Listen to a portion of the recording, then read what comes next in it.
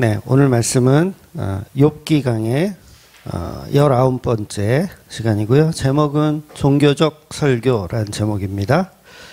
욥기 8장 11절에서 22절까지 보겠습니다.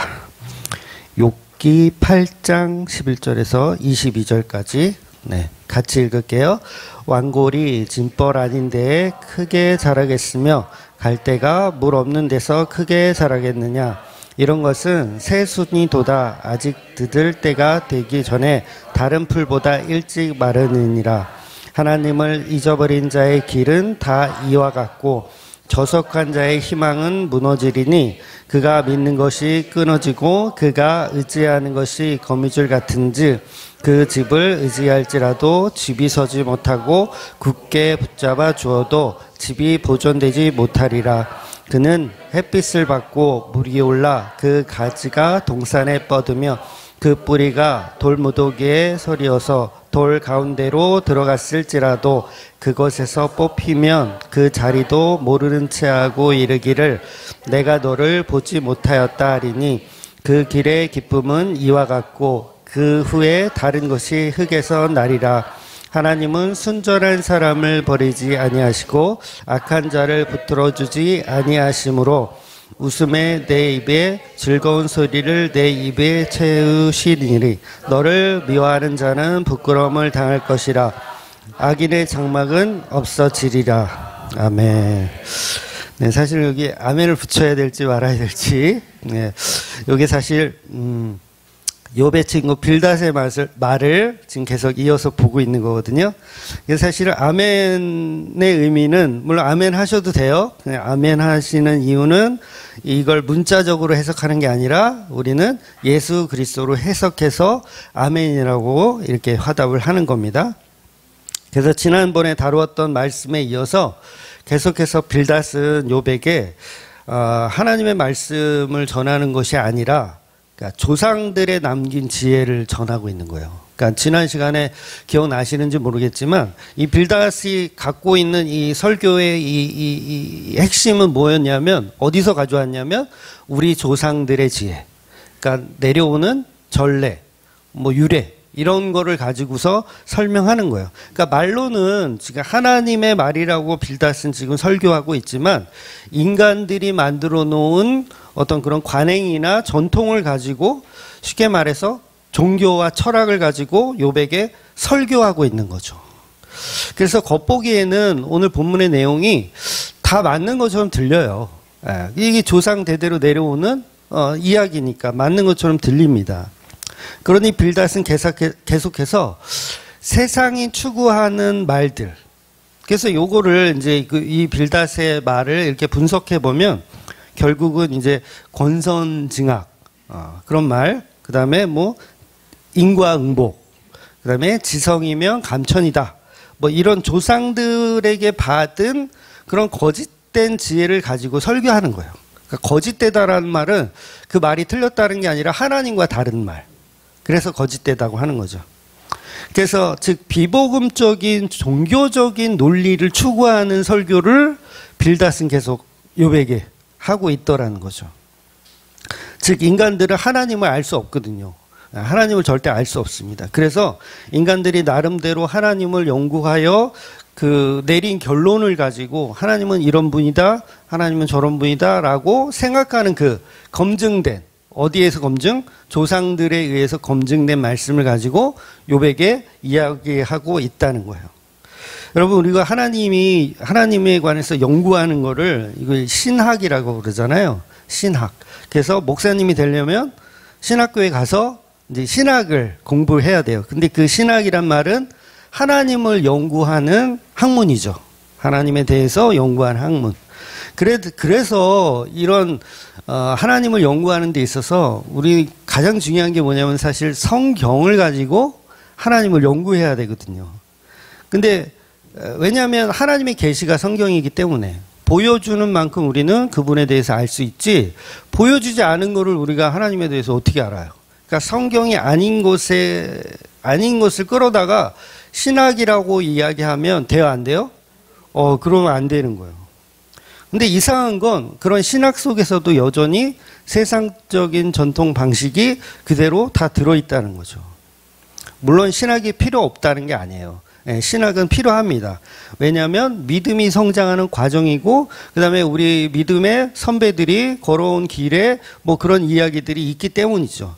그래서 신학을 연구하는 건 필요하지만 반드시 뭘 갖고 연구해야 된다? 성경을 가지고. 그리고 성경은 성경으로 풀어야지 성경을 가지고 무당한테 풀어달라고 하면 되겠어요? 성경이 있어.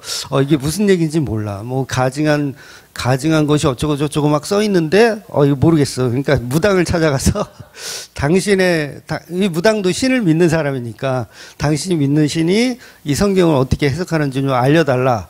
그럼 알려주겠죠. 왜 돈을 받으니까 알려줘요. 복채를 받으니까 알려줘요. 근데 그런 걸 가지고 신학이다라고 얘기하면 안 되더라는 거죠. 그러니까 하나님을 연구하는 학문은 무조건 성경을 가지고 연구해야 된다는 거예요. 쉽게 말해서 인간들 사이에서 관행적으로 내려오는 사상이나 그런 거를 가지고 성경을 연구해서는 안 된다는 거죠. 근데 우리는 계속 자기의 취향대로 성경을 해석하기를 좋아합니다. 그래서 특별하게 성경은요, 성령의 감동으로 기록했다고 말씀합니다. 그래서 성경과 비슷한 게 많이 있어요. 성경 같은데 성경 아닌 거. 그래서 그거를 이제 천주교에서는 이제 외경이라 그래서 우리는 이제 기독교는 66권만 믿는데 이제 외경을 믿는 그런 분들도 있잖아요. 천주교가 이제 그렇죠. 외경도 믿고. 그 다음에 또 가짜 책이라 그래서 가경이라는 표현을 하기도 해요. 이제 위경이라고 표현하죠. 다를 위자 맞나요? 위경, 다르다. 아니면 가경. 똑같은 말이에요. 가짜 성경이다. 그래서 그런 얘기 들어보셨나요? 모세의 승천기? 모세 승천기. 뭐 에녹서 뭐 이런 얘기. 그게 뭐냐면 그게 가경이에요. 성경이 아닌 것이 성경인 척 하고 있는 거. 그래서 하나님의 기록된 말씀 성경 66권만을 가지고 사실은 연구해야 되죠.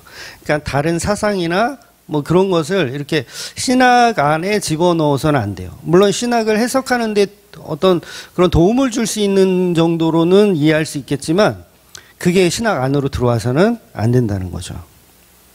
그래서 성경을 해석하면 성경만 가지고 해석하면요, 사실은 해석이 거의 똑같아야 돼요. 성경만 갖고 해석한다면. 그래서 방향성이 결코 다르지 않아야 되거든요. 그러니까 왜냐하면 성경은 오직 예수 그리스도에 관한 이야기니까 우리의 큰 방향성은 달라질 수가 없는데 정말 많이 달라요. 우리 기독교가 뭐 예를 들면 장로교, 뭐 감리교, 그 다음에 순복음, 성결교, 교리상 보면요, 이들이 주장하는 교리를 이렇게 하나하나 다 이렇게 따지고 보면요, 서로 이단이라고 해야 맞아요. 교리 자체가 다르니까. 예를 들면 뭐 성결교단에서는 우리 장로교는 예수님의 구원은 선물이다.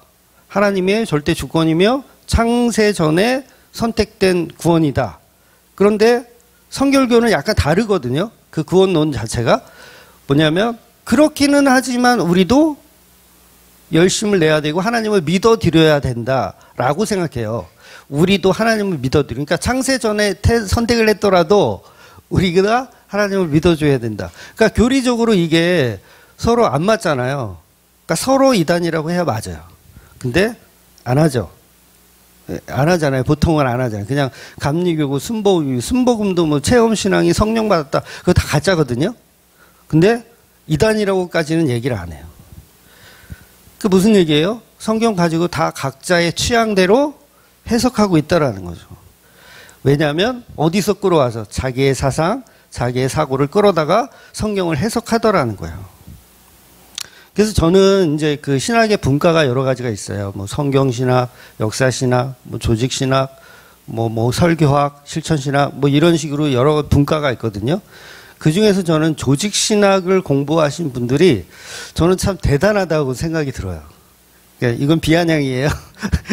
왜 그러냐면 신학자들의 논리들을 다 공부를 해야 되거든요.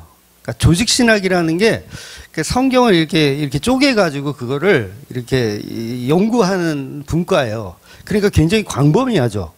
성경 신학 그러면 뭐 구약 신학이다 그러면 구약 성경만 그냥 열심히 연구하면 되는데 이거는 성경 전체를 가지고 막 이렇게 난도질을 해야 되는 게 조직 신학이에요. 그러니까 역사적으로 내려오는 어떤 조직 신학자들의 논리들을 다 공부해야 돼.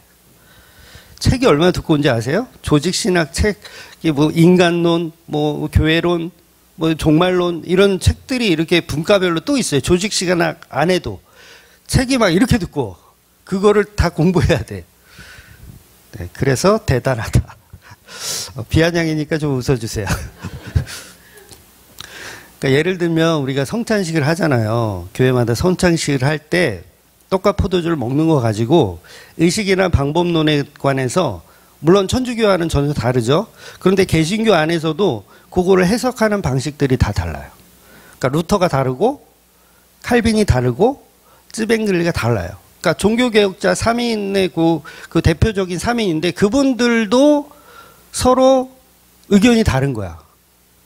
이거를 예수님의 살과 피를 먹을 때 이거를 상징으로 볼 것이냐 아니면 예수님 임재설로 볼 것이냐 막 이렇게 서로 달라. 그래서 어떻게 해요? 서로 다른 길을 가요. 실제로. 그래서 개혁주의 안에서도 서로 다 틀린 거야. 그러니까 누가 맞냐 내가 맞냐 그러니까 인간의 해석으로는 해석할 수 있다 없다? 없더라는 거예요. 이게 오늘 본문을 이해할 수 있는 어떤 빌닷과 욥의 대화의 핵심이라는 거예요. 빌닷은 나의 주장은 옳다라고 이야기하죠. 왜냐하면 나는 검증되어 있는 전통적인 설교를 한다라고 하는 거예요. 빌닷은. 우리 조상 대대로 내려오는 검증된 논리를 가지고 이야기하고 있다예요. 빌닷은. 그런데 욥은 빌닷의 주장이 인간의 논리로는 완벽할 수 없다라고 주장하는 거죠. 그러니까 너 역시도 인간의 논리일 뿐이야. 완벽할 수가 없어라고 욥은 주장을 하는 거예요. 그래서 빌닷의 주장은 하나님은 의인을 버리지 않으시고 돌보시며 악한 자를 멸망하게 한다는 거예요. 의인은 돌보시지만 악한 자는 멸망하게 한다. 그러니까 종교적으로 신학적으로 그럴듯한 말로 들립니다. 그러니까 욥의 친구들은 다 신학자예요. 그냥 보통 사람이 아닙니다. 신학자예요.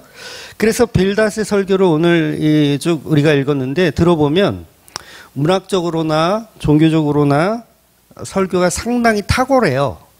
굉장히 설교를 잘합니다. 그러니까 비유도 얼마나 적절하게 잘 집어넣는지 몰라요. 저 같은 사람은 그냥 똥뚝한 비유밖에 하지를 못하는데 이 빌닷은 11절에 보면 왕골과 갈대의 비유를 사용해서 딱 설명합니다.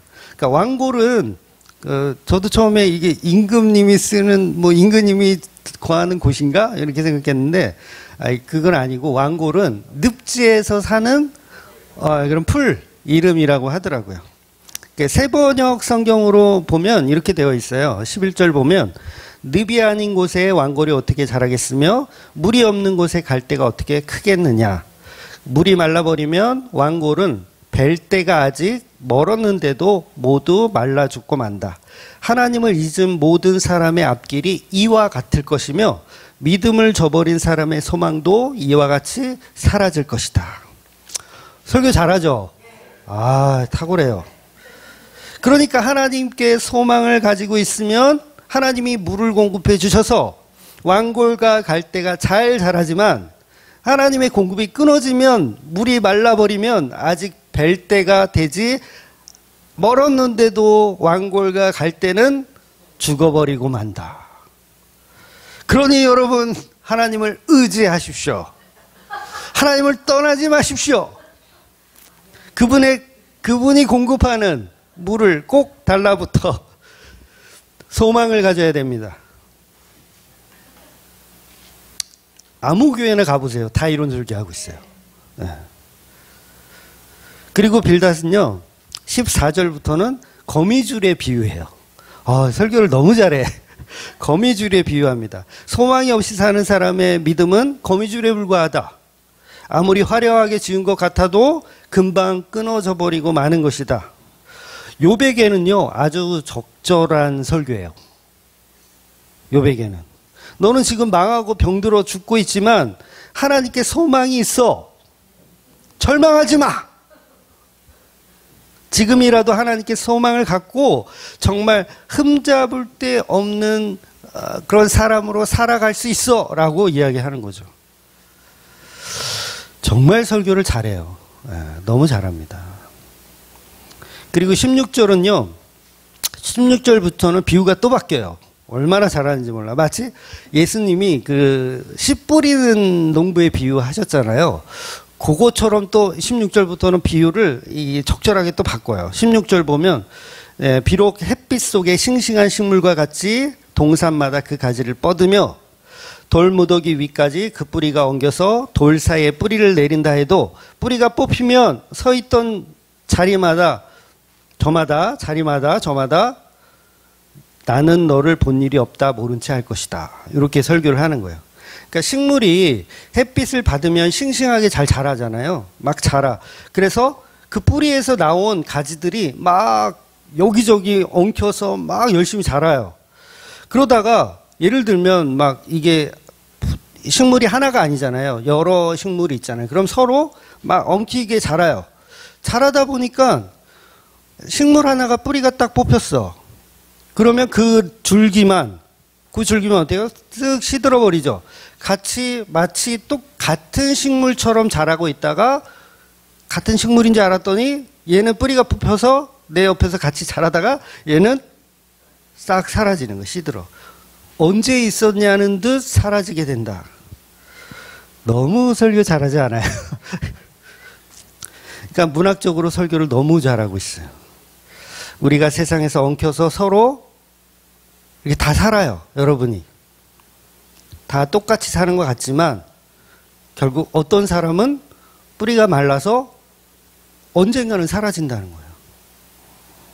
저와 여러분이 주맘교회로 이렇게 엉키고 설켜 있죠. 다 똑같은 것 같죠. 근데 어느 순간 한 사람이 뿌리가 뽑혀서 시들어 버리면 그 사람은 언제 있었어? 아까 이유리 집사님하고 밥 먹으면서 잠깐 얘기했는데 모르는 사람을 만났는데 어디서 많이 본 것 같더래. 알고 봤더니 우리 교회 옛날에 다녔던 사람.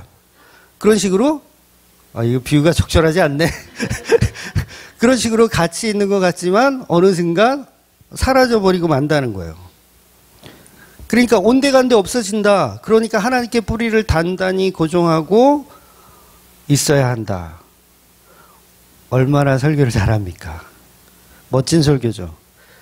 그런데 이 말이 다 비복음의 말이라는 거예요. 놀랍지 않아요, 여러분? 이렇게 설교를 잘했는데 이게 비복음이라고요? 그러니까 하나님은 순전한 사람은 버리지 않고 지켜주신다. 그러나 악인은 하나님이 붙들어 주지 아니하고 악인의 장막은 없어진다. 맞는 말 같은데 이게 비복음이라는 거예요. 즉 하나님은 빌닷의 주장처럼 순전한 사람을 지켜주지 않아요. 악인의 장막을 망하게 하지 않아요. 환장하죠? 실제로 성경의 역사를 보면 하나님은 순전한 사람을 지켜주지 않으셨어요. 안 지켜줘요. 악인의 장막을 망가뜨리지 않으세요. 마치 빌닷의 말은 이겁니다. 하나님을 잘 믿으면 만사 형통이 올 것이다예요. 이런 설교를 하고 있는 거예요. 성경의 역사에 만사 형통을 이루어가는 인물은 사실 없습니다. 눈에 보이는 만사 형통. 늘 고난의 연속, 늘 환난의 연속만 있었어요. 그러니까 욥만 그런 게 아니에요. 욥 당연히 환난과 고난의 연속이죠. 근데 성경 대부분의 인물들을 보면 아브라함, 이삭, 야곱, 요셉 누구 하나 만사형통의 인물이 없어요. 좋다가도 나쁜 일이 생기고 또 좋다가도 또 나쁜 일이 생기고 결국은 뭐예요? 죽었더라. 사는 것 같은데 뭐 요셉 그러면 굉장히 만사형통된 인물로 생각하시죠. 근데 아니에요. 그 인물을 이렇게 차근차근 잘라보면 좋다가도 망하고 좋다가도 망하고 결국은 죽었더라예요. 죽었더라. 그러니까 해피엔딩으로 끝났다가 없어요. 성경은. 그러니까 빌닷의 논리는 맞지 않아요. 비복음입니다. 성경에 보면 잠언이나 시편 같은 데를 보면 빌닷의 주장하고 비슷한 내용들이 사실 많이 나와요. 시편 1편만 보더라도 시편 1편 우리가 다 알잖아요. 1절 3절 보면 그는 시냇가에 심은 나무가 철을 따라 열매를 맺으며 그 잎사귀가 마르지 아니한 같으니 그가 하는 모든 일은 다 형통하리라. 얼마나 좋은 책인지 몰라요. 악인들은 그렇지 아니하며 오직 바람에 나는 겨와 같도다. 악인들은 그렇지 않대요. 다 쭉정이가 되어서 다 날아가는 존재래요. 그러니까 시편 1편에 있는 말씀하고 빌닷의 말씀이 서로 같은 말을 하는 것 같죠. 그래서 어려운 거예요. 그런데 시편에서 말하는 형통한 사람은 예수님을 말하고 예수님에 속한 사람을 말하는 거예요. 그러니까 이게 차이가 나는 거죠.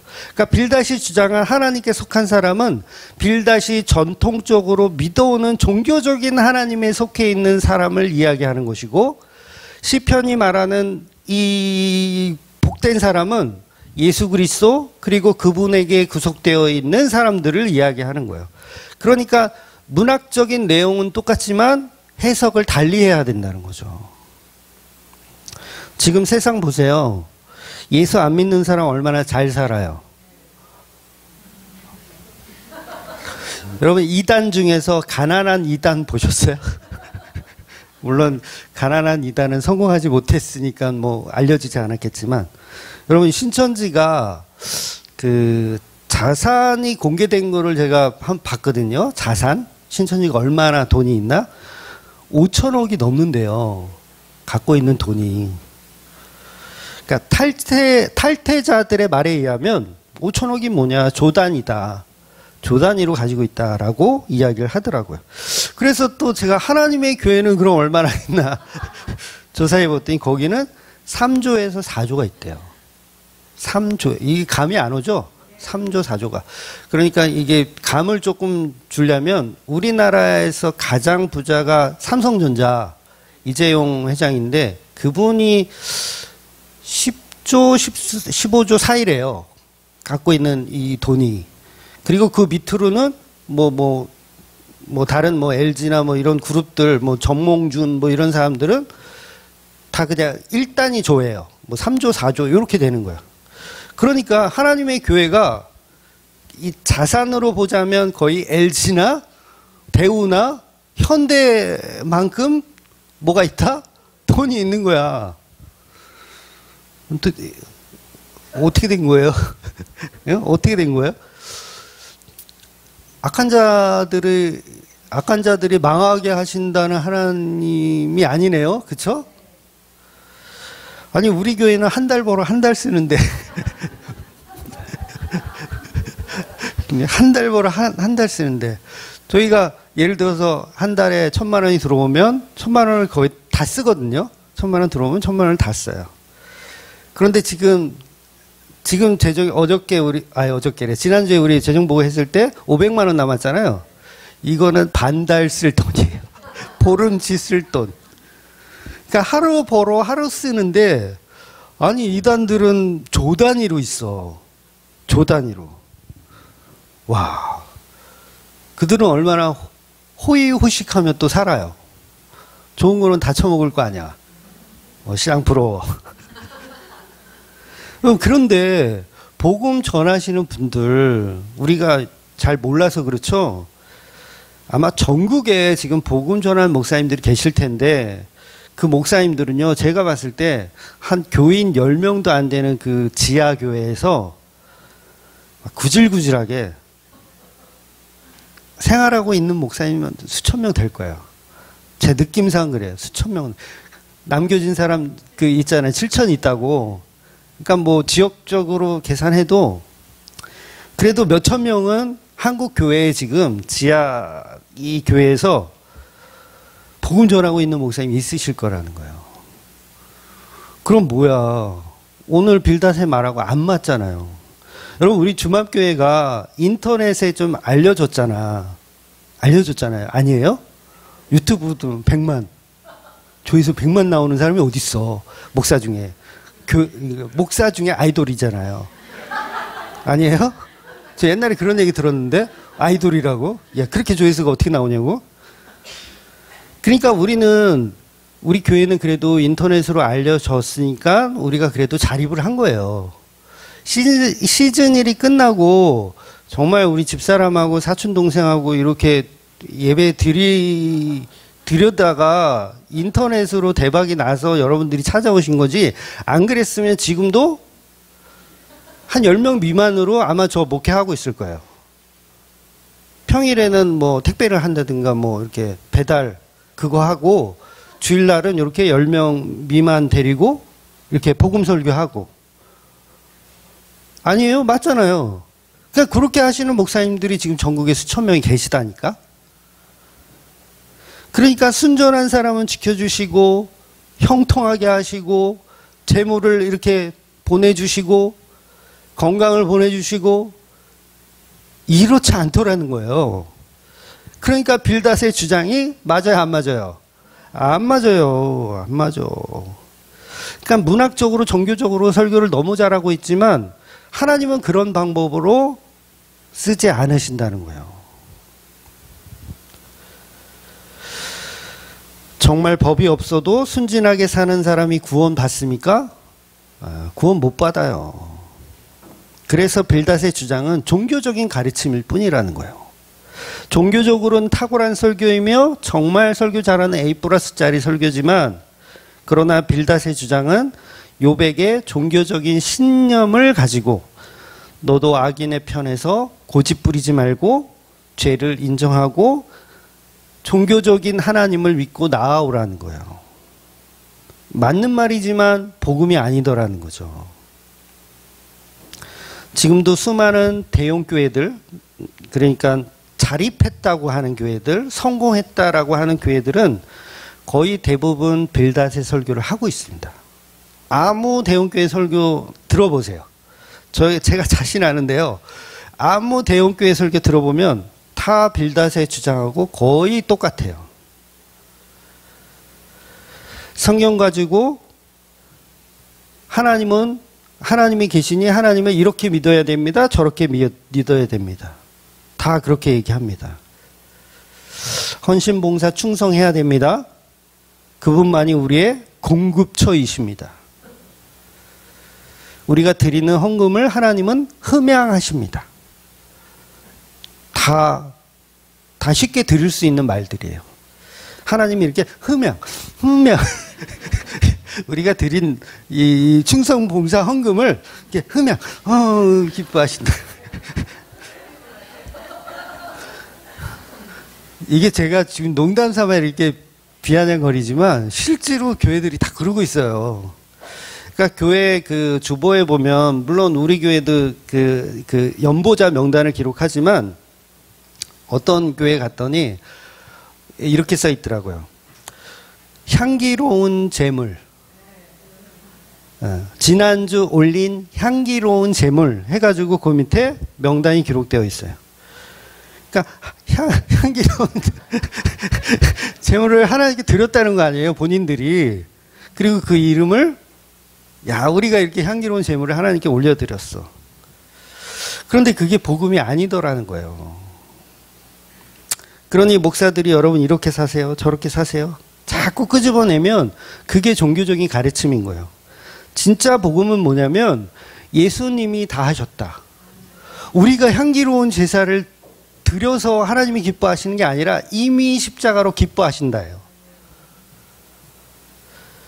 그러니까 욥기에서 빌닷의 주장이나 엘리바스의 비복음적인 주장을 하나님이 계속 내버려 두시는 이유가 있어요. 바로 예수님이 당하신 일에 관한, 복음에 관한 말을 하고 싶기 때문에 기다리고 계신 거예요. 계속 기다리고 계신 거예요. 왜냐하면 욥이 예수님을 예표하는 사람이기 때문에. 왜 그 전국에 7,000명의 목사님들이 구질구질하게 복음을 전하고 있는지 아세요? 예수를 증거해야 되기 때문에. 예. 부자가 되면요, 예수를 증거하지 못할 것 같으니까. 저도 마찬가지고요. 그래서 빌닷에게는 복음이 없기 때문에 저와 여러분들로 이렇게 살아라, 저렇게 살아라, 향기로운 재물이 되어라, 하나님께 붙어 있어야 된다, 이런 식으로 이야기를 하더라는 거예요. 그래서 오늘날의 설교자들은요, 자꾸 숙제를 줘요. 요거 조심하셔야 돼요. 요거 거의 가짜일 가능성이 커요. 숙제. 그만큼 종교성이 강하다라는 뜻이에요. 여러분에게 다음 주에는 어떤 숙제를 하나씩 줘. 성경 10장 이상 읽어오세요. 이렇게 숙제를 줘. 그리고 내가 무슨 봉사할 거 한 가지 하고 오세요. 무슨 봉사든 한 가지 하고 오세요. 뭐 여러 가지가 있을 수 있잖아요. 이런 숙제를 준다는 건 뭐가 강하다? 종교성이 강한 거예요. 예수님이 새벽기도 하셨잖아요. 그러니까 우리도 새벽기도 한번 해봅시다. 예수님 그랬잖아요. 제자들한테 너희들은 한시도 깨어 있을 수 없더냐? 자지 말고 깨어서 예수님처럼 우리 기도합시다. 이렇게 깨어서 기도하면 예수님이 하신 기도가 필요 없어져요. 우리는 열심히 자는 게 맞아요. 이해가 되세요? 우리가 12제자라면 열심히 자는 게 맞습니다. 일부러 기도는 누가 한다? 예수님 혼자 하시는 거예요. 우리가 기도하면 어떻게 돼요? 우리가 기도해서 복음을 이루었다라고 착각하는 거예요. 그래서 예수님도 결국은 그 잠자는 제자들을 인정하시잖아요. 마음에는 원이로되 육신은 약하도다 하시고 기도는 예수님 혼자 하러 가시는 거예요. 결국 뭐라고 하시냐면 이제 됐다 자고 쉬어라. 여태 잤는데 예수님 기도하고 끝나고 오시면서 3번이나 기도하고 끝나고 오시면서 야 아직도 자네? 야 그래 이제 다 끝났어. 이젠 쉬어라. 자라. 무슨 말이냐면 너희들이 새벽 기도를 해야 한다가 틀렸다는 얘기를 하는 거예요. 틀렸다. 너희들은 피곤해서 그 일을 못한다가 맞는 거예요. 물론 마음은 있어야죠. 해야 된다. 그러나 우리는 결국 못하는군요. 하나님 사랑해야죠. 봉사해야죠. 하지 말라는 게 아니에요. 해야 돼요. 해야 되는데 결국은 그게 내 마음으로 못하는군요. 억지로 하는군요. 그러면 나는 종교성이 강한 것이군요. 라고 깨달아야 된다는 거죠. 그러니까 예수님 말은 그거죠. 무슨 말이냐면 율법을 지켜보려고 노력해봐. 결국 안 된다는 것을 알게 돼. 그래서 누가 해야 된다? 예수인 내가 해야 되는 거야. 그래서 그걸 믿는 게 복음인 거지. 그런데 빌닷과 같은 오늘날의 율법주의자들의 주장은 하나님이 십계명을 우리에게 이스라엘에게 주셨는데 이스라엘은 그걸 못 지켰어. 그러니까 우리는 한번 지켜보자. 오전에도 계속 설명드렸죠. 산상수훈 사람들은 못했어. 그러니까 우리는 한번 산상수훈 지켜보자. 그래서 나가면서 따기를 한 대씩 그냥 다 때려. 나가면. 그러면서 오른뺨을 치면 왼뺨도 돌려대는지 확인을 해야 될 거 아니야. 그래서 일부러 주차장에서 막 시비를 걸어. 이 차를 왜 이따로 댔어? 그래서 막 따기를 때려. 그런데도 따기를 맞으면 왼쪽을 돌려대는지. 그렇게 돌려대는 성도는 진짜 성도. 물론 제가 과장되게 이렇게 이야기하지만 정말 잘못된 설교를 가지고 그게 마치 복음이냐 우리가 착각을 하더라는 거예요. 그러면서 현대적인 적용을 우리가 잘못하더라는 거예요. 그러니까 신학교에서 이제 설교학을 가르치는 교수들이 설교에서 적용이 없으면 안고 없는 찐빵이라고 가르쳐요. 설교에는 반드시 뭐가 있어야 된다? 적용이 있어야 된다. 그래 놓고 한다는 적용이 뭐예요? 우리 고난주간만큼은 미디어를 끊어봅시다. 이런 거 많이 하잖아요. 미디어를 끊어봅시다. 적용 1. 적용 2. 넷플릭스는 사탄의 도구이다. 넷플릭스 다 끊고 차라리 그 시간에 그걸 보지 말고 영화를 보래. 성경을 보자. 적용 2. 적용 3. 아이돌 음악. 막 뭐 알아듣지 못하는 막 랩이고 뭐 이런 거 끊고 성경을, 찬송가를 듣자. 부르자. 적용 3. 그리고 한 주 동안 얼마나 그 적용 3가지를 지켜왔는지 그 다음 주에 검사. 넷플릭스 끊었어요? 미디어 끊었어요? 찬송가 들었어요? 검사. 그래서 어떤 교회는 진짜 그거를 이렇게 써내. 내가 한 거, 뭐 기도 몇 시간, 찬송 몇 시간 이렇게 써내. 그래서 못한 사람은 그 다음 주에 와서 자아 비판. 저는 못했습니다. 이런 식으로 가르치고 이런 식으로 목회하는 게 현대판 빌닷입니다. 이게 현대판 빌닷이에요. 이런 유의 목회가 지금 한국 교회에 성공하고 있어요. 네. 제자훈련 그러면 제자훈련이란 말이 사실은 뭐예요? 예수님이 하신 그 복음을 믿고 전달하는 게 제자들이잖아요. 그런데 그 제자들이 예수님 흉내내는 걸 제자들이라고 생각해요. 예수님처럼 새벽기도 해야 되고 예수님처럼 오른뺨을 치면 왼뺨을 들이대야 되는 존재가 돼야 되고 엉뚱한 방향의 제자훈련들을 해요. 그런데 이 제자훈련이 성공한 교회들은 대형교회가 되어가. 진짜로. 근데 뭐예요? 그 안에 종교적인 사람들만 가득 모아놓는 거죠. 그러니까 절도 막 부흥하는 절이 있고 망하는 절이 있고 그러잖아요. 그러니까 부흥하는 절도 뭐예요? 뭔가를 숙제를 자꾸 내주고 그거에 대한 보상을 계속 당근과 채찍을 주는. 교회도 당근과 채찍을 주면 교인이 많아지고. 근데 절대 교회는 복음을 전하는 곳이지 우리가 뭘 해야 되는 숙제를 검사 받는 곳도 아니고 무엇을 해야 되는 곳이 아니라는 거예요. 그러니까 성경 전체는 전부 예수님이 이루신 복음에 관한 이야기를 하지 성경 가지고 인간이 무엇을 해야 하는 어떤 지침서가 아니라는 거예요. 말 그대로 예수 그리스도께서 십자가로 이루신 그 소식에 관한 이야기. 그래서 이게 광고예요, 광고.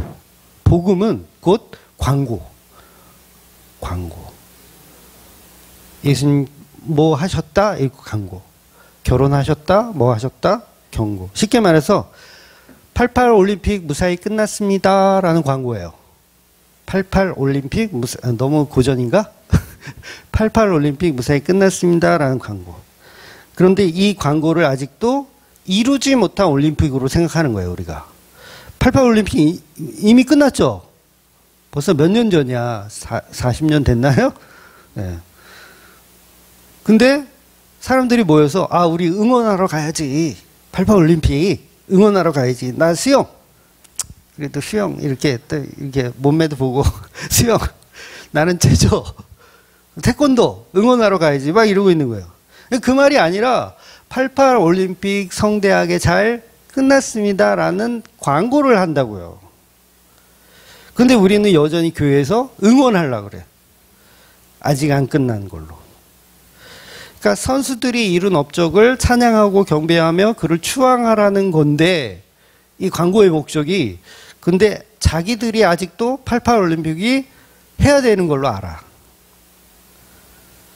그러니까 복음 앞에서 우리도 해봅시다가 되는 거예요.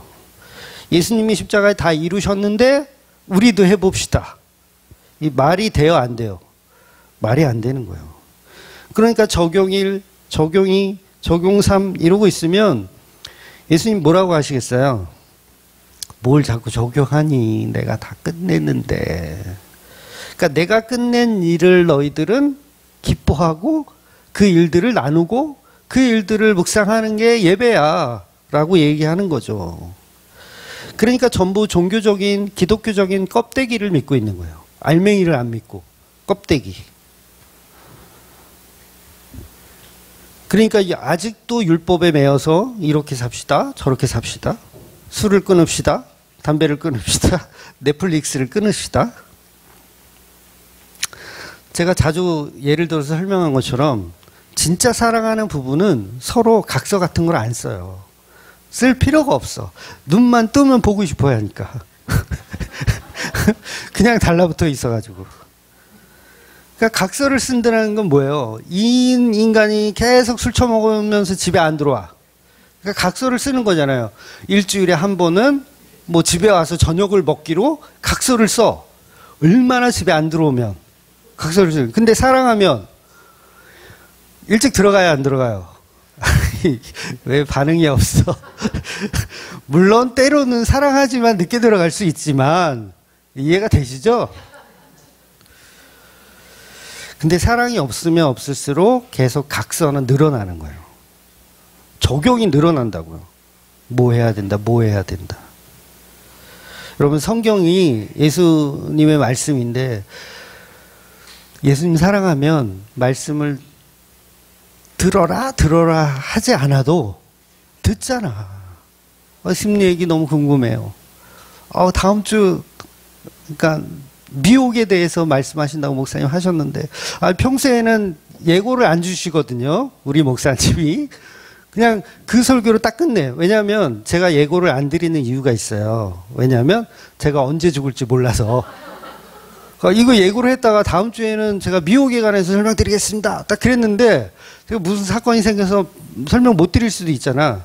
그러니까 이게 마치 나의 어떤 이게 내 걸로 되는 것 같은 느낌이라서 사실은 제가 그걸 안 해요. 다음 주는 뭘 하겠습니다. 이거를 과거의 설교들 이렇게 들어보시면 아시겠지만 일부러 그런 얘기를 안 해요. 근데 왜 하는 거예요? 그러니까 이 자체도 사랑하면 그냥 미혹 궁금해. 어떤 말씀을 하실지, 예수님 이야기 또 어떻게 하실지 궁금해. 요 사랑에서 그 다음 편을 기대하는 거지. 다음 편은 뭐 할 거니까 이렇게 숙제 해오세요. 읽어오세요. 다음 주 본문 읽어오시고 묵상해 오세요. 이렇게 숙제를 제가 드리지는 않아요. 물론 안 드려도 하시는 분들은 하시는 거예요. 아닌가? 우린 좀 맞아야 하나? 우린 당근과 채찍이 필요한가? 그래서 진짜 사랑하면 하지 말라 그래도 관심이 가더라는 거죠. 그래서 빌닷의 논리는 자꾸 욥에게 하나님에게 너의 믿음의 행위를 자꾸 이렇게 보이라는 거예요. 욥아, 하나님께 너의 믿음을 보여줘야 돼. 여전히 빌닷은 행위주의적인 결단과 실천을 설교하면서 욥을 다그치고 있는 겁니다. 그래서 그 말을 이제 8장까지 오늘 이제 끝나고 이제 9장부터 이제 다음 주 들어가잖아요. 9장은 욥이 이야기하는 거예요. 이제 빌닷의 말은 오늘까지가 끝이고 이제 9장부터는 이제 이 말에 들은 이제 욥이 이제 설명하는 겁니다. 그래서 욥이 무슨 말을 하냐면 사람이 어떻게 하나님 앞에 의로울 수 있느냐 이런 주장을 해요. 사람이 어떻게 하나님 앞에서 의로울 수 있느냐. 그러니까 내가 너의 말대로 하나님을 소망하고 그분을 의지하고 이렇게 하는 자체가 불가능하다는 거예요. 욥은. 내가 어떻게 하나님을 의지해. 하나님 앞에 의로울 사람이 없는데 그 의지한다는 건 의로운 거잖아요. 근데 그럴 수가 없다는 거예요. 그러니까 자기가 죄인임을 아직 인정하진 못하지만 지금 뭔가 이 빌닷의 주장은 잘못됐음을 알고 있는 거죠. 왜냐하면 자기는 죄가 없으니까. 여러분 중에 빌닷의 말처럼 하나님을 의지하면서 사시는 분이 있을까요? 이거 잘 한번 생각해 보세요. 나는 하나님만 의지하며 산다. 아멘 하시는 분은 종교적인 아멘입니다. 제가 이건 장담할 수 있어요. 종교적인 그런 이 습관. 예. 나는 하나님만 의지하면서 산다. 아멘. 근데 욥의 말은 뭐냐면 어떻게 인간이 하나님을 의지하며 살 수 있느냐. 왜? 그분 앞에 의로울 자가 없으니까. 놀랍지 않아요? 깜짝 놀라지 않아요? 그런 분이 만약에 있다면 나는 하나님만 의지하며 삽니다 라는 분이 있다면 그분은 부처예요. 그분은 부처예요. 해탈하신 거예요. 종교적인 아멘을 할 수 있지만 본질적으로 그게 우리 인간은요 다 선악과 먹은 죄인이기 때문에 가능해요? 안 가능해요? 안 가능해요. 하나님을 의지하기 하나님 괴물인데 나 빨리 이 미로를 빠져나가야 되는데 나 죽는데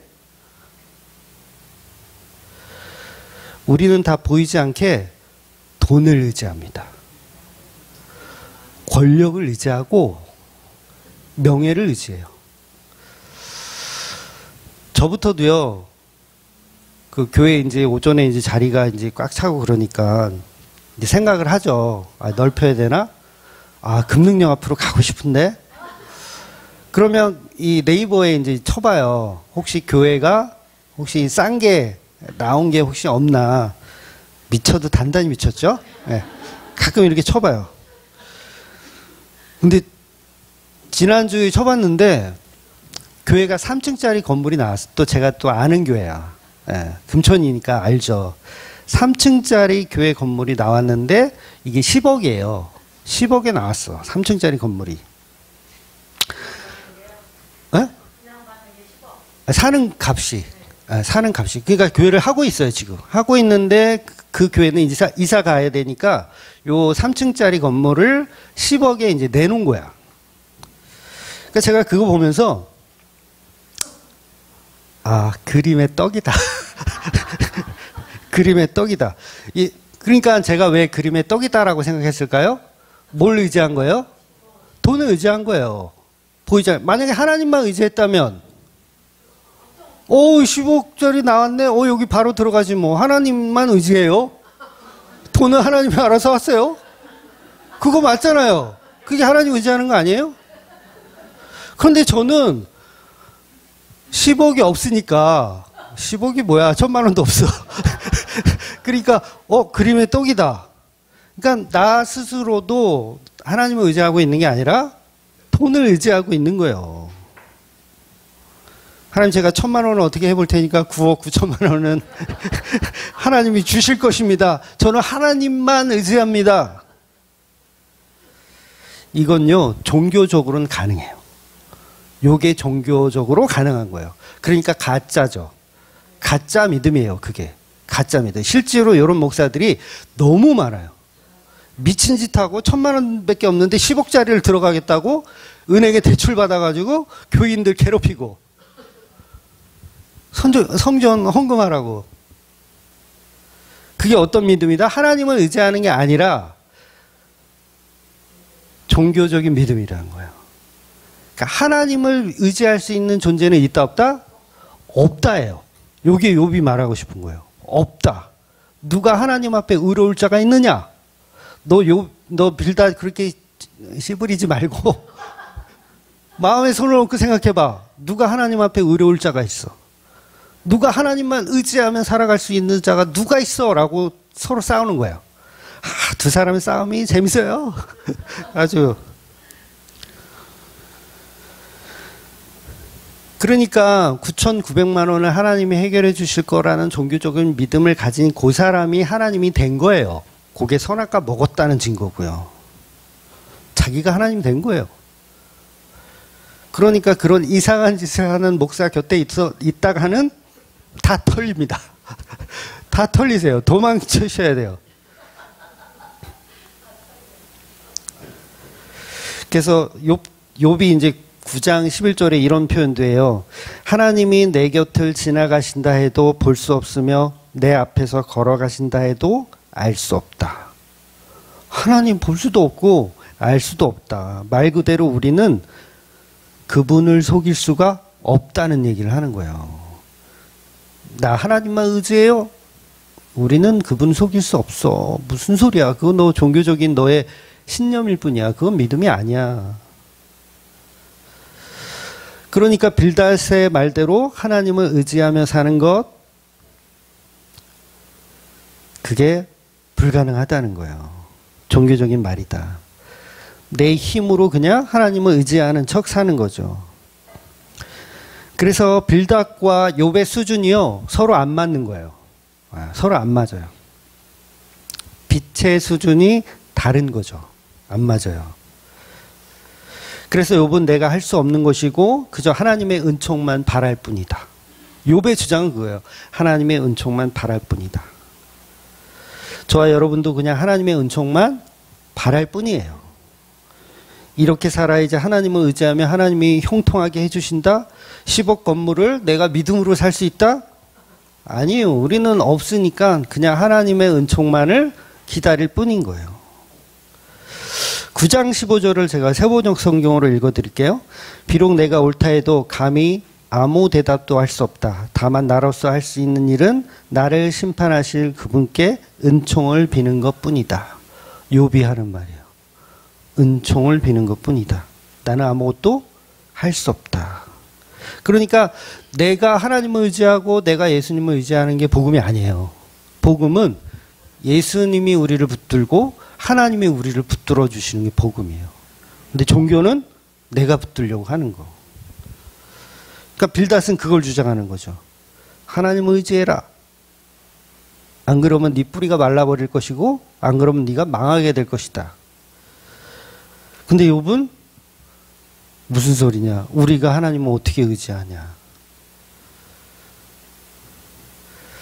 그러니까 욥의 주장은 계속 빌닷의 주장은 계속 종교적인 가르침을 가지고 욥을 어떻게 해보려고 하는 거예요. 성경이 말하는 복, 그 창대함을 이룰 수가 없다는 거죠. 오직 예수님이라는 그 십자가의 은총만이 참된 복이며 그것만이 우리의 창대함이에요. 다른 창대함이 아닙니다. 미안하지만 성경에는 세상에서 성공하는 법이 없어요. 성경을 읽으면 뭐 복을 받고 성경을 읽으면 부자 된다. 뭐 록펠러처럼 11조를 잘하면 세상이 갑부가 된다. 그게 다 빌닷의 주장의 가짜 복음이라는 거예요. 어리석은 빌닷의 주장을 가지고 성경을 해석하고 보는 것이 아니라 우리는 아무것도 할 수 없고 예수님만이 이루신 십자가만이 복음이며 그분 앞에 은총을 바랄 그럴 존재임을 기억하시는 저와 여러분이 되시기를 주의 이름으로 축원드리겠습니다. 아멘. 기도하겠습니다.